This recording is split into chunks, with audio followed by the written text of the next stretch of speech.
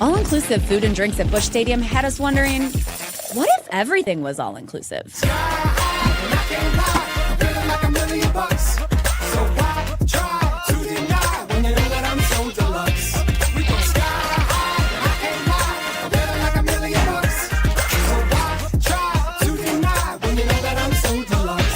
St. Louis Cardinals all-inclusive tickets are on sale now. Go to cardinals.com for more information. And a happy Friday. This is Cards Hub 365, powered by Gray Bar here on Sports Hub STL, presented by DraftKings. The crown is yours. Joe Roderick and Brenden Schaeffer here with you on a Friday. Brenden, Cardinals lose again last night, 4-1. You have, I know you've been a big proponent on their offense as of late.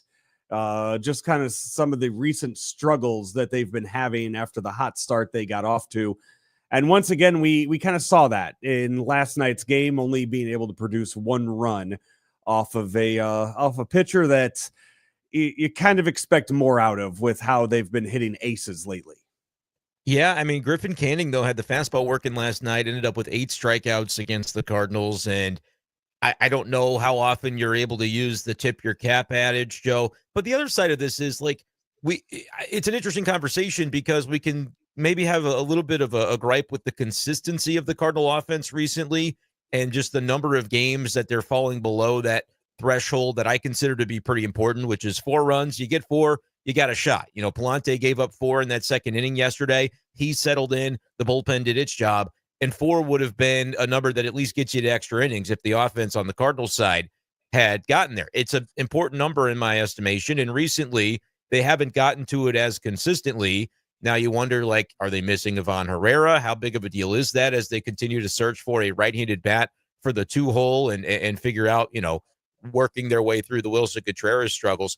But as this is going on, I sit here and go, well, how critical can you really be when the Cardinals still rank in the top 5 in just about every statistical category offensively, right up there in batting average, even slugging percentage, they're 6th in MLB. So, like, they're still putting together good numbers on the whole. You're just seeing that recently it's more been the case that they're getting some of these wins when they do get them by the pitching staff continuing to hold up and do their end of the deal. So I just don't know right now what we should expect for the rest of this road trip for the Cardinals offensively. Numbers are still strong on the whole, but it has taken a little bit of a dip in terms of consistency over the last couple of weeks. Yeah, and when you look at the pitching numbers too, again, the pitching numbers continue to improve. The overall team ERA continues to improve. Mets, by the way, best pitching in baseball right now. So you're going up against a team that is, you know, this should not be a huge surprise when you struggle to produce anything offensively against what the Mets are throwing out there at you this year. But when you look at where the numbers were back on April 6th to today, I mean, the last 12 days of pitching for the Cardinals have been some of the best in baseball as that ERA continues to drop as a whole, and they're moving in that pitching numbers. You mentioned top 5 in offense. It's upper half of they're in the top half in pitching too. If again, it's early in the season, but there are things that you really like to see with consistency as the year goes on. If it holds, the wins should start to pile up. It's just right now you're facing a really good team in the Mets. Yeah, I think a lot of what you're saying is true. I saw this from Cardinal Stats and Facts on Twitter, where over the first 10 games, their ERA as a team ranked 30th in MLB, 6.18, but their fielding independent pitching, the FIP, was 3.90, which suggested they were probably getting a little unlucky relative to their performance over the first portion of the year. Their last 8 games, the Cardinals have the best ERA in baseball at 1.55, outperforming their FIP by a little bit, but that FIP, which is kind of your expected ERA in a way, 2.81. So they have improved by the metrics, and they have improved by the actual statistics in ERA. They've been really carrying it the last 8 games or so. It's just a question of getting the offense and the pitching to be rolling at the same time. And, you know, how you do that and how you do it on a regular basis when it just seems like recently you're consistently facing some really good arms, and the arms that you might have come into the game saying, hey, this is one we could get. Turns out that guy ends up having some pretty good stuff too. And I would look at Hunter Brown and this game against Canning last night as 2 guys where historically you'd say, you know, they've given up runs in their career, But right now, it looks like they're kind of on the upswing in terms of two pitchers that are on the rise and might be problems for everybody in the league this year. So you try to figure out how to lay that out, and what it results in is a Cardinals team that's just a tad below 500. They're 9-10, but they're still in the mix where you want to be with a lot of these statistical categories. It's just you could kind of look ahead and say, well, the rest of this Mets series is not going to get any easier in terms of the pitching they face. So scratching out a win, maybe two, would really be important to kind of keeping things on track. And that, that kind of starts, unfortunately, tonight with Miles Mikolas on the mound. And the big question of which Miles Mikolas are you going to get there in New York? So that's, you're talking about scratching out two wins. The win last night would have been really big into getting to number two when you have Miles on the mound tonight.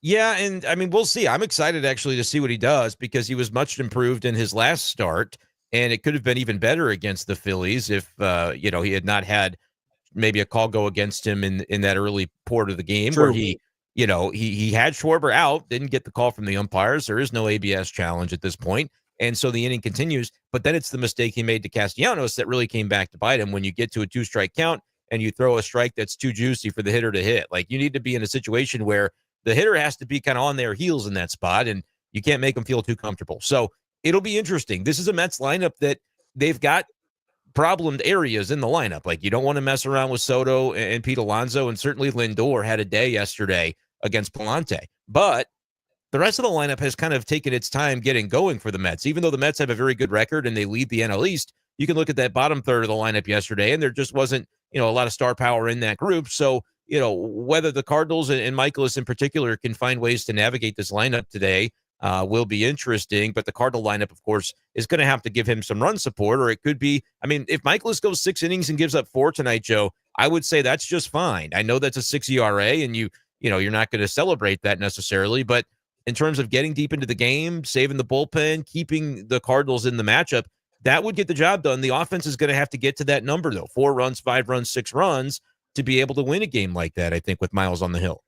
We'll get to those lineups here in a second. The Cardinal lineup's already out for today, but just looking at some of the Mets batters against Miles Mikolas in his career, been very, very good against Pete Alonso and Starling Marte.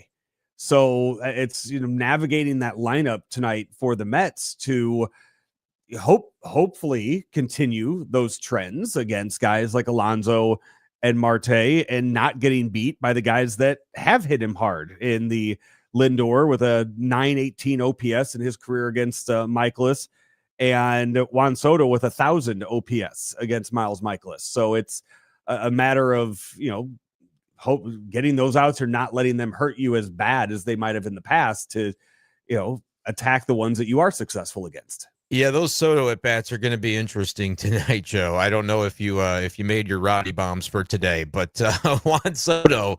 I have not been on the Illinois. Yeah, I haven't. I did not get a chance to do that on the Illinois side of the river this morning. I would never suggest to you to do it against a Cardinal either. But I would say Juan Soto.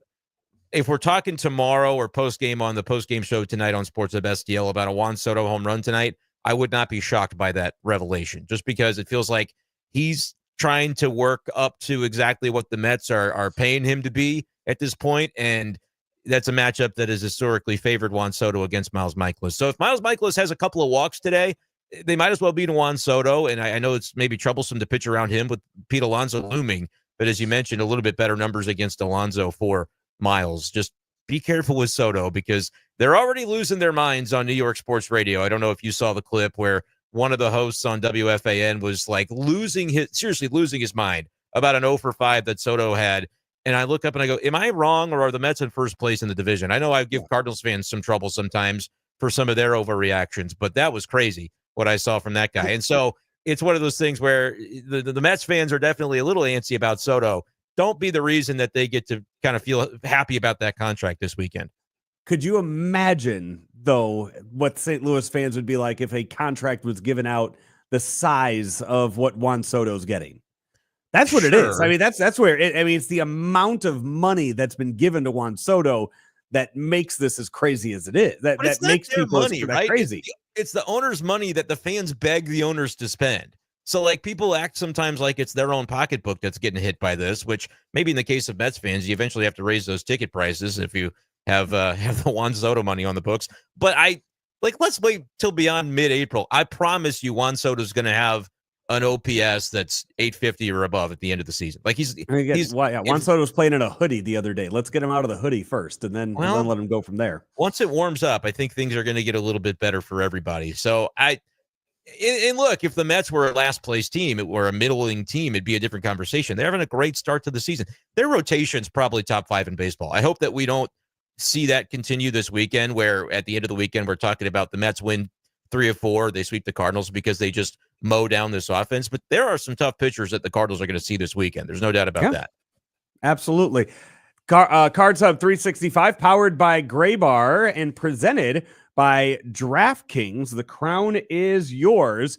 If you were listening just now, maybe jump on the DraftKings Pick 6 app and see what some of the totals are for Juan Soto, whether that be home runs tonight, total bases tonight, hits tonight. Check it out and pair it with a few other things that you seem to like as you look around some of the other MLB games this evening. One of those, I know Brendan was texting me earlier. The wind is blowing out at Wrigley today. I haven't seen what the score is yet there, Brendan, for that game. If there have been any home runs yet, have there been? No, it's still in the second inning with no runs scored. So maybe they were duping everybody. I'm not watching the game, so I don't know. But hey, DraftKings Pick 6 is your fastball down the middle. Easiest way to play for cash and take a shot at a big win. And right now, if you download the DraftKings Pick 6 app and use code STL Sports, that's code STL Sports for new customers to play $5, get $50 in Pick 6 credits, better payouts, bigger wins, only with Pick 6 from DraftKings. The crown is yours. Gambling problem? Call 1-800-GAMBLER. Help is available for problem gambling. Call 888-789-7777 or visit ccpg.org in Connecticut. Must be 18 and over. Age and eligibility restrictions vary by jurisdiction. Pick 6 not available everywhere, including New York and Ontario. Void where prohibited. 1 per new customer. Bonus awarded as non-withdrawable Pick 6 credits that expire in 14 days. Limited time offer. See terms at pick6.draftkings.com/promos. And it looks like, Brendan, we have multiple people that are watching the Cubs game and giving us the score of that. Yep, there you go. Now too. Hey, the Friday afternoon game at Wrigley is it's always gives you something to do during the workday on a Friday. Yeah, can be an adventure too if that wind is really blowing out. We'll see though. I haven't seen any scoring, so maybe that was all much ado about nothing. We'll see. We have lineups for tonight in Queens, a 6:10 start time here in St. Louis, and Lars Nootbaar getting the night off with Victor Scott II leading off and playing left field. Luken Baker DHing, Wilson Contreras at first, Nolan Arenado at third, Brendan Donovan at second, Jordan Walker in right, Thomas DeJacy is at short, Pedro Pajes behind the plate, Michael Ciani getting a start tonight. He is in center field, and Miles Mikolas on the mound, as we've already talked about, for the Cardinals tonight. So there is your lineup for the game tonight against the lefty David Peterson. Yeah. So it's what the lineup you would expect to see. How short of a leash right now? And I'm talking with a right-handed lineup. What do you think the leash is like now on a guy like a Nolan Gorman who has struggled since coming off the IL? No, I mean, I don't know that there's like a leash factor. I think he's not really going to be a guy that plays against lefties because you're trying to get as many right-handers into the lineup as you can. With the righties on the roster, not collectively doing great right now, especially since the Herrera injury. Luken Baker is somebody that I think makes sense to say, he takes good ABs against lefties. Let's keep him in that 2-hole. You drop Contreras down, which I am in favor of doing. Have him 3, have him 5, wherever you can fit him in there. And DeJacy gets in the lineup as well, another righty that has looked good in limited duties so far. So I think with Gorman, it's still kind of that battle for, playing time against the likes of Burleson probably, and they really like the ABs that Burley takes, even though his overall numbers haven't quite reflected that just yet. We'll end up seeing what that looks like. But no, I think for Gorman, he's going to need to thrive in the cracks that he gets against righties, because they're not going to come against lefties, and even against right-handers, it's just going to be limited because of the number of guys that are on this team. What I am curious to see, Joe, is when you get to the return of Mason Wynn, which could come any day now. I forget exactly which day he's eligible, but I imagine you'll see him back when he is. What happens there? So JC in the lineup today, what if he goes 2 for 4? What if he continues to look really good? Do the Cardinals pivot and say, all right, how does Siani look? Is Siani someone that you maybe option and keep the extra infielder up and just try to find a way to get JC involved? It's not going to be easy because they've got a lot of bats they're trying to fit into the lineup every day, as we've talked about. But how do they view that JC spot? Because if he's a right-hander that does well up until Wynn returns, how can you send him back when you're struggling from the right side with some of your other players right now? That would be my question. By the way, home run just happened in Wrigley. Old friend Carson Kelly with a 2-run home run. So second inning, the home runs are flying out of Wrigley. And now Carson Kelly, he's on the Cubs now, right?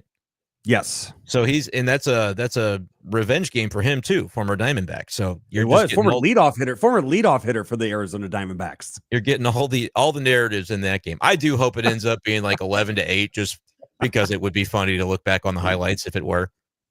Eric Sontag of Domesticated Gamblers, which will have their show up on our YouTube page later on this afternoon.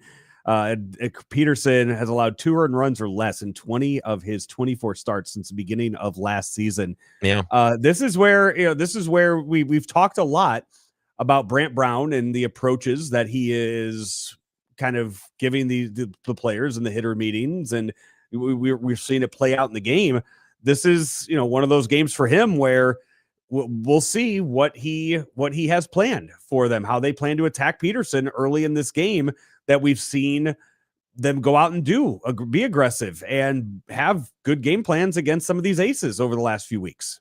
Yeah, I mean, he's been very, very good. And Peterson, again, is probably considered in like the pecking order, maybe the 4th starter in the Mets rotation. I mean, Senga has a really good reputation. And I'm very high on Clay Holmes, the converted reliever that has started off hot to the season and I think is going to stick as a really good starting pitcher. So Peterson's kind of one of the guys in the middle of that mix, but he's been very, very solid, as Eric mentions, in his own right. So we'll see how the Cardinals are able to combat that. But again, the lineup they've put out there is sort of throwing by the wayside the notion of left, right. Get as many righties in there as you can. Nootbaar gets a day, which bumps Victor Scott up to the leadoff spot in the left field spot. And, don't be surprised if he tries to lay another bunt down. That's been an element of his game recently. Got to try to put a little bit of pressure on Peterson, I think, with a guy that's had so much recent success. And where are we at? 7 stolen bases now, too, for Victor Scott? Yeah, man, he's a treat to have in fantasy baseball. I'll tell you what, like it's a lot of fun to look up and go, oh, yeah, another stolen base for him. I mean, he gets enough playing time, which I assume he will as long as he stays with the club all year. How many bases do you think he steals in a full season this year? Like, we're in the middle of April and he's at 7. He should be able to get to at least maybe a dozen by the end of the month. And you're talking about a potential 50 base guy if he gets on enough. Yeah. And then I think you look at where he ends up in the lineup too. That's going to be a temptation. Yeah. So I mean, there is a lot to kind of plan and look for, and a lot to be happy about with the season that Victor Scott is having so far on the right now he's 338 on the on base. If he's 330 and above on base, yeah, that's enough to figure it out. And I know that Lars has been so good too, leading off, and so it's kind of been an either or. I wouldn't hate the lefty look at the top. I really wouldn't. I know the reasons that they don't probably want to do it, but if you had Lars batting second or vice versa, and had I think Nootbaar with more power than Vic would probably be better for the 2-hole, and Vic leading off. If Vic can be a 330 on base guy like he's been so far, I really do think that gets to be kind of a compelling conversation, even though it really messes up everything from like the balance of the lineup perspective. Oh, because right now too, I mean, where do you go from there? I mean, is it then Arenado batting third? No, it's Contreras third, Arenado fourth. But if Contreras continues to struggle and Brendan Donovan right now leading baseball in hits, yeah. That's where I'm saying, is it Arenado third, Brendan Donovan fourth, and then Contreras fifth? And see, what I already would have been doing is moving Donnie up. And I don't know, I hate to move Newt from leadoff if he's doing so well and he draws so many walks. But if you go Nootbaar, Donovan, Contreras, Arenado, like that's what I thought they might start the year with, even though it's left, right. I think that profiles really well. And I understand your point about Contreras struggling. I want to see Contreras struggle for a week in the 3-hole instead of in the 2-hole. But Right. I hate focusing so much on it because the lineup doesn't matter that much to me. I think guys are going to hit or they're not. Like, there's some nuance to it, but I think we overplay it when we talk about a guy. Well, he can't bat in the 2-hole. That's ridiculous. He could. He's just struggling right now, and those things are kind of aligning. But I don't think it's the case that if they never move Contreras from 2, he'll never come out of it. I don't think the batting lineup necessarily should dictate that, but at the same time, it's like you might as well try some stuff and give him a different look if it gets to a point where it continues to linger. Yeah, and that's not to mention, I mean, when Herrera comes back too, you have to throw him right back in the middle of that lineup. He's my 2-hole hitter. When he gets back, it's not even a question. I mean, and it's not soon; it's still weeks away. But Nootbaar, Herrera, Donovan, Arenado. And then maybe, who's your lefty that you slot 5 and go Contreras 6? You can move Walker down to 8. That's what I would do if I had my normal lineup against righties once Herrera gets back. The problem's going to be, and it's not necessarily a huge problem, but like they weren't giving Herrera a ton of DH at-bats before his injury, and he needs to be batting every day. I would bat Herrera over the Burleson, over the, the contingent of left-handed swing like Gorman. I would prioritize Herrera for DH when he gets back, even against righties, to make sure he bats every day. But we'll see. I mean, that's still kind of a moot point right now because he's not going to be back for several weeks. Yeah.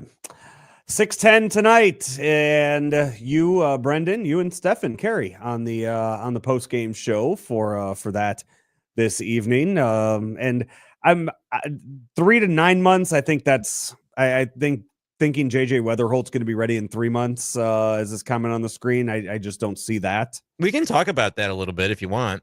I mean, have you seen what he's been doing at Springfield? I don't know if that's a decision for what has to happen for him to be called up to the Cardinals this year.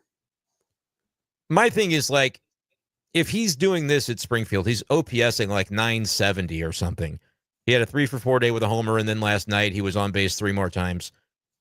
If he's doing that for 2 more weeks and his OPS is 1,000 in AA after a month, just send him to AAA. Like, I think you go ahead and do that part, and then let him grind at AAA for a few months. But you get into the late summer, I don't think, and again, where he's going to play is definitely a conversation.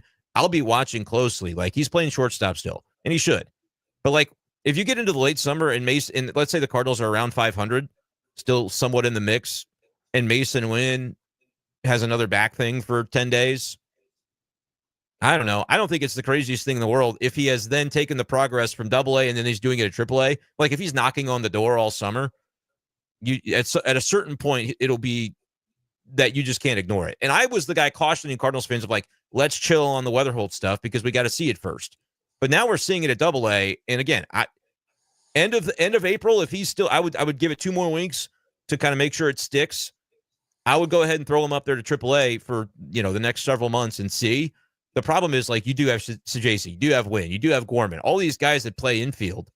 And even if you wanted to right, I mean, Donovan's your second baseman right now with the way the outfield's hitting. So that's where that's what complicates things right now is in a good way is Victor Scott having this surge of offense right now that we didn't see last year out of him. It does because Walker's not going anywhere. Nootbaar's not going anywhere. And if Victor Scott's your center fielder, that keeps Donovan in the infield. And that does. Yeah. And look, what could happen is some people think that, you get to July and the Cardinals make a decision where they trade some of these guys that have control, like a Donovan. I think that would be the biggest mistake that the St. Louis Cardinals could make. And I will be very clear about that throughout the entire way. If the rumblings begin, I think that would be a huge mistake. But I also see the point of like, well, you got all these pieces. I would caution people, like, it works itself out over time. It always does. But it could be an indicator that if you've got all these guys that are really going to be options and more affordable as some of these other players get into the ARB system, and Chaim Bloom is taken over soon, and his history in Tampa was an organization where they took guys to ARB and then they traded them while they still had value.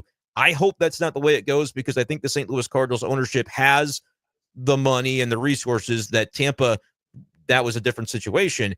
they can sign some of these guys to extensions, but they have to pick and choose who they're going to back and who then they decide to trade when it's the right time. But I don't agree with Chris where it's like, oh, decisions need to be made. Weatherholt needs to see St. Louis soon. No, continue to let Weatherholt's play dictate it, but don't ignore him necessarily. Like if he does it for a full month of AA, I'm cool with it. Send him to AAA because that's where you're one step from the big leagues.